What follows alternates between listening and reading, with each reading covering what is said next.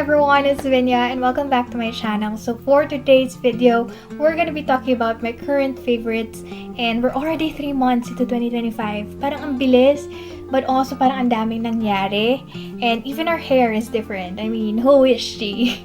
I don't know if this video will go up first or the vlog, but definitely stay tuned for the vlog kasi ang daming emotions. Anyway, without further ado, let's get into it. So first up are household items, and here I have the OxiClean Max Force Laundry Stain Remover, and I love this kasi I have a lot of light colored clothes pero I'm also quite clumsy. I don't know, lapitin ako ng mancha and sometimes it's food, sometimes it's makeup, pero buti na lang I have this one, and I also like na it's spray now and wash up to 7 days later kasi I also get my laundry service outside. So sometimes with products like this, kailangan after you spray it and soak it for a few minutes, i-run mo na siya sa laundry. But buti na lang, it is safe for that, and also it is effective. Bottom line is, it is effective and it will save your light colored clothes, and I just love this, highly recommend. The next one is this one from Colonial. It's the Carbon Pro High-Tech Protector. I use this one for my shoes, but I also just noticed na you can use it for like bags, boots, jackets, and tents. But I personally have only used this for my shoes. So basically, if I have new shoes or like bagong laban na shoes, I would just spray it all over, like cover it talaga. And then that would help protect my shoes from like wetness and dirt and from people who wants to like binyag your shoes. So this one is so good. It will last you a long time also unless you have like 100 shoes. Pero I've had this for a year na, and I started spraying na my shoes, so I thought of mentioning it because this one is also really effective para mas fresh yung shoes nyo for a longer time. Now let's move on to skincare and body care. Here I have the Lux Organics Niacinamide plus Tranexamic Acid Serum Lotion. This one has SPF 50+, PA+++++, and I've been meaning to find like a body SPF lotion because body SPF is just as important, but most of the ones that I find are like super expensive or like yung mga actual sunscreen that you bring to the beach. Meron din yung iba pala, but they're like mostly like SPF 10 or 15. It's not much and I don't think it will do much. So buti na lang I found this. I feel like this is a fairly new product. I've been using this for a couple of months. Most of the products that I mentioned in my favorites, usually a couple of months talaga before I actually feature them because I really want to test them out. And this one, paubos na nga siya actually. And they already have a line of lotion that looks like this, pero this one is smaller compared to those. Kasi this one is only 200 ml. I guess the fact that it has SPF, it really adds to the cost.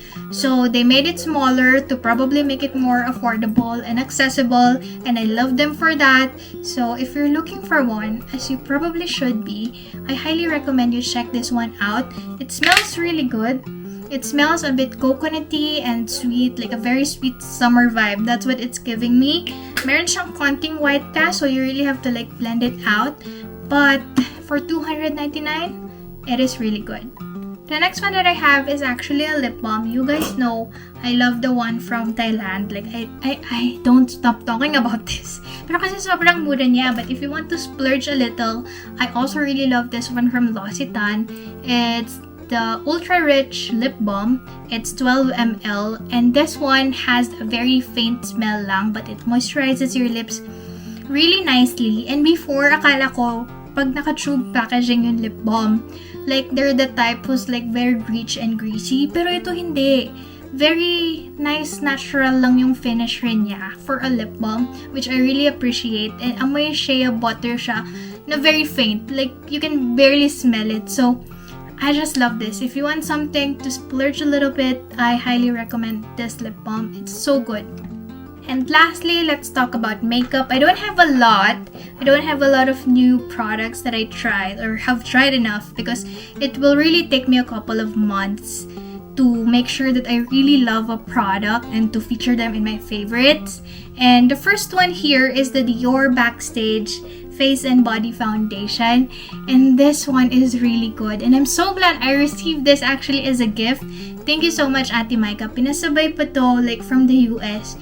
because unfortunately, hindi na siya available in Asia. Talagang nag-store to store ako last year and wala na siya. It hurts, but if you're visiting Europe or the US soon, I highly suggest that you check this one out because it's really good. And I'm gonna say it's like my skin, but better because those are the type of foundations that I like. But this one gives you a very nice medium coverage, and this one is also sweat proof. I'm not sure sinong fitness influencer yung nabasa ko or napanood ko before who uses this every time. With fitness influencers, they have to move a lot, and this is the product that they swear by. And this one, while hindi pa ganun kainit sa Baguio, when I use this in Manila, it really lasts all day. So I super recommend this. If you want to splurge a little, you can never go wrong with your foundations. Now let's talk about blush. I've really been into powder blushes lately, and these are the ones that I found to be most long-lasting kasi usually blushes are really the first ones na nawawala pag nagme-makeup ka. So these ones actually do last, and this is the BLK Intense Color Powder Blush in the shade Soufflé. It's a very pretty color, and they have a wide selection of colors pa. And this one lasts on my skin pretty well. I'm really impressed. Pero natalo siya ng konti nitong Miko, which is the one that we got from Taiwan. And this is what it looks like. It's the Blush Powder 001. And ito talaga day to night, you'll be blushing. So if you'll be visiting Taiwan, this is the one that I would recommend. Lastly, for makeup is the For You 2 Jelly Tint. And I've talked about this sa vlog recently, and I realized hindi ko nga siya na-feature masyado because I've been using it ever since I got it way back nung nag-Thailand ako. Pero, lagi siyang nasa mga bag ko. So, hindi ko siya na-feature. And this is really good. It's really long-lasting. As in, I don't know if napansin niyo, meron akong stain dito kasi in-swatch ko siya kanina, tapos nandyan pa rin siya. It's been hours. And saglit ko lang in-swatch ko siya, tapos tinanggal ko siya, tapos grabe na yung stain niya. And this one, I know nag-viral na rin to before, pero it's really good. It's really worth checking out, and sobrang mura lang rin niya. And yung consistency nga niya is actually quite unique. Parang medyo mas smoothie pa siya. Hindi siya katulad ng iba na very watery tint. Pero it works. It really lasts on your lips. And I like this kasi parang dahil ata dun sa consistency na yun, parang nagiging mas natural siya and mas even siyang tignan when I apply it on my lips. So, definitely worth checking out, and I think marami ng reseller ng ganito. Now, let's talk about books. And if you guys follow me on Instagram, if you haven't, you probably should. But if you do, you probably already know I've already achieved my reading goal for the year. And I'm very happy and I'm very proud. I set the goal of 12 books, one for each month, which I feel like is the fairly average and reasonable book goal for a year. I mean, whatever reasonable is fairly subjective. But yeah, when Var and I was writing our goals for the year, I was actually a little bit intimidated pa nga sa 12. Kasi sabi ko, what if hindi ko kaya na one book a month? Parang siguro mga 6 na lang yung isulat ko. And he was like, no, go for 12 na. I believe you can do it.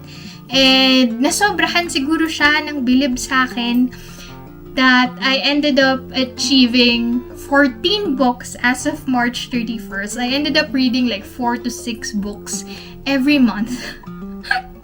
And I am so happy. I am so proud that this is the person that I have become.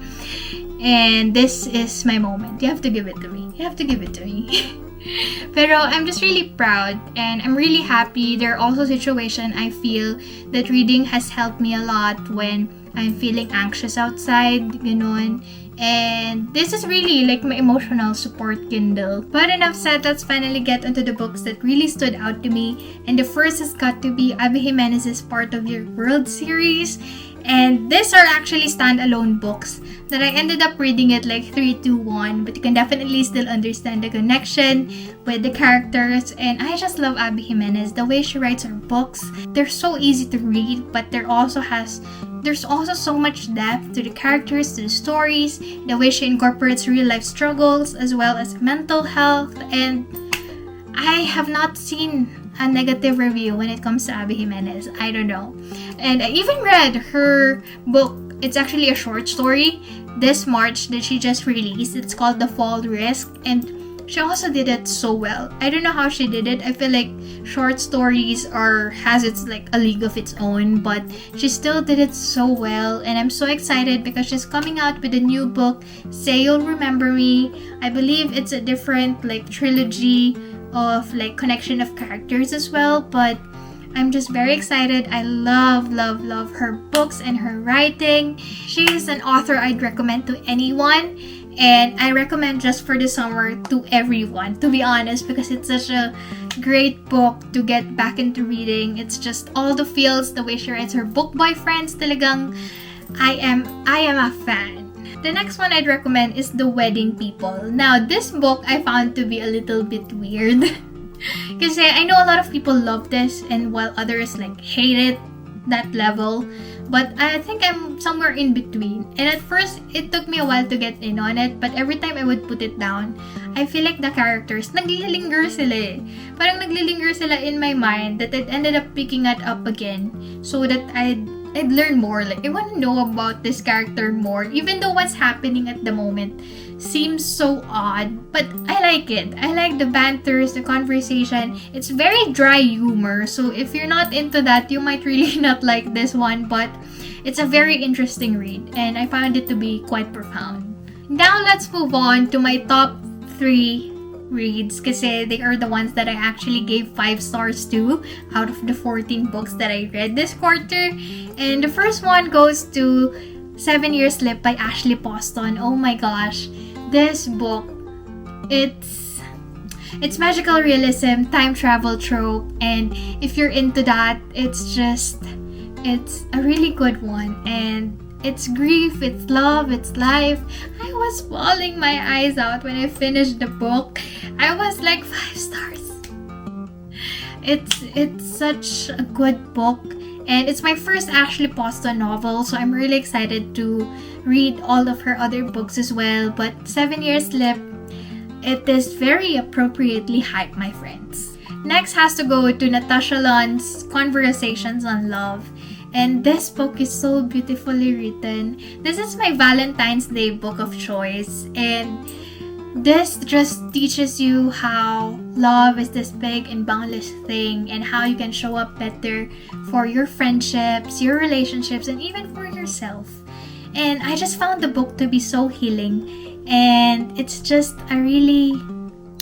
Feeling ko nung binabasa ko siya, parang tumataas yung EQ ko. Ganung level.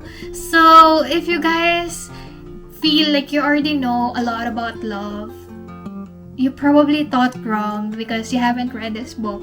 And I highly recommend it. It's like halfway through the book, I already know it's gonna be a 5-star read. And the last one goes to my most recent read, which is Some People Need Killing by Patricia Evangelista. It's her memoir on the murders that happened during the Duterte administration. And I'm not gonna lie, going into this book, I was a little bit scared, but I feel like Patricia Evangelista held my hand throughout the entire book, and she's just so brilliant. This is very well written, and I admire her so much, and I hope everyone gets to read this. It is definitely heavy, but I do not regret getting through everything and finishing the book. It is a very good read. And there you have it, guys. That's a wrap on all the things that I've been loving recently. I hope you find this video helpful. Make sure to give it a thumbs up and subscribe to my channel. And I will see you in my next one. Bye!